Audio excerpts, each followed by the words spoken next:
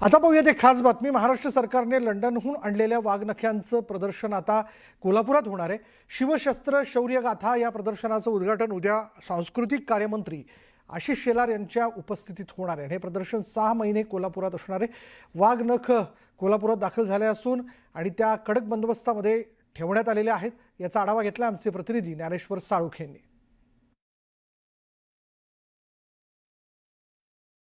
लंडनमधून राज्य सरकारनं आणलेल्या वाघनख्यांचं प्रदर्शन आता कोल्हापूरमध्ये उद्यापासून भरणार आहे आणि या प्रदर्शनाची तयारी आता अंतिम टप्प्यामध्ये असल्याचं पाहायला मिळते।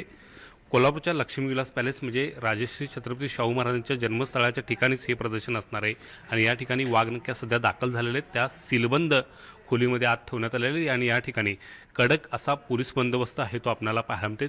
उद्या सांस्कृतिक कार्यमंत्री आशिष शेलार यांच्या उपस्थितीमध्ये याचा शुभारंभ आहे ते होणार आहे आणि उद्यापासून 2 मे 2026 पर्यंत म्हणजे तब्बल 6 महिने या वाघनख्यांचा मुक्काम आहे तो कोल्हापूरमध्ये असणार आहे आणि त्यासाठीची जय्यत तयारी सध्या होताना या ठिकाणी पाहायला मिळते।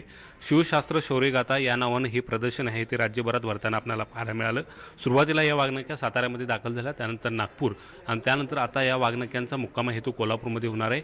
पश्चिम महाराष्ट्रातल्या या सगळ्या शाळा, महाविद्यालय आणि इतर सगळ्या नागरिकांसाठी ही वाघनखे आहेत ते या ठिकाणी खुली असणार आहेत आणि त्यांना ही शौर्य गाथा आहे ती या ठिकाणी पाहता येणार आहे। अफजलखानाच्या वधाच्या वेळी आहे ते वाघनख्यांचा वापर झाला होता अशा पद्धतीचे एक ऐतिहासिक दाखले आहेत ते मिळताना पाहायला मिळतात। अर्थात या वाघनख्यांच्यावरून ती ओरिजिनल आहेत की डुप्लिकेट आहेत याचा वाद आहे तो रंगताना आपल्याला पाहायला मिळाला। मात्र तरीसुद्धा या वाघनख्यांचा इतिहास आहे तो लोकांच्या समोर यावा, लोकांना छत्रपती शिवरायांची ही शौर्यगाथा समजावी या दृष्टीने आहे ते राज्य सरकार हे प्रदर्शन आहे ते भरवताना पाहायला मिळते आणि त्यासाठी लंडनहून आहे ते विशेष असा करार करत ही वाघनखे आता महाराष्ट्रामध्ये दाखल झाली होती आणि त्यानंतर आता या वाघनख्यांचं प्रदर्शन कोल्हापूरमध्ये होणार आहे। तब्बल 6 महिने कोल्हापूरकरांना ही वाघनखे आहे ते पाहता येणार आहेत आणि उद्यापासून त्या प्रदर्शनाची सुरुवात होते। तुम्हाला सुद्धा ही वाघनखे पाहायची असेल तर कसबा वाड्यातल्या लक्ष्मीविलास पॅलेस अर्थात शाहू जन्मस्थळाच्या ठिकाणी भेट देऊन तुम्ही याचा लाभ घेऊ शकताय। Video journalist Sandeep Patesan, Dnyaneshwar Salunkhe, news 18 Lokmat, Kolhapur. बातमी भिवंडी तालुक्यातील शेकडो एकर भातशेती पाण्याखाली गेली आहे। शेतकऱ्यांनी कापून ठेवलेल्या भात पिकांचं मोठं नुकसान झालंय।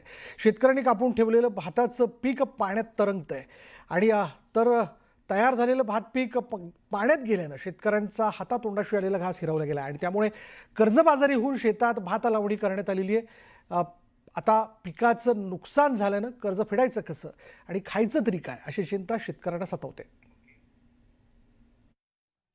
निसर्गाच्या लहरीपणावर अवलंबून भिवंडी तालुक्यामधील बलिराजा हा 16,000 हेक्टर क्षेत्रापेक्षाही अधिक क्षेत्रफळावर भात शेती करत असतो।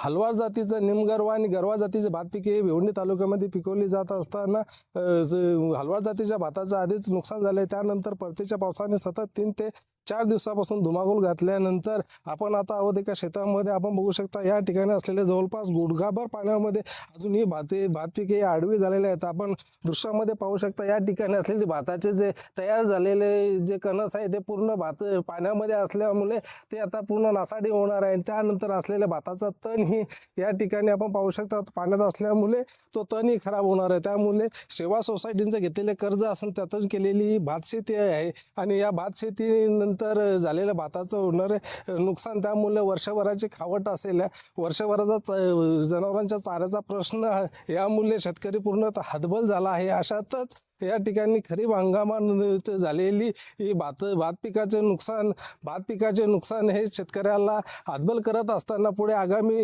येऊन ठेपलेला जो रब्बी हंगाम आहे त्या हंगामावर याचा परिणाम होणार असल्यामुळे शेतकरी हतबल झाला आहे। तरी या क्षणाला तरी शासनाकडून काय मदत होतं या प्रतीक्षेत मात्र भिवंडी तालुक्यातील बलिराजा असल्याचे आपल्याला पाहावयास मिळत आहे।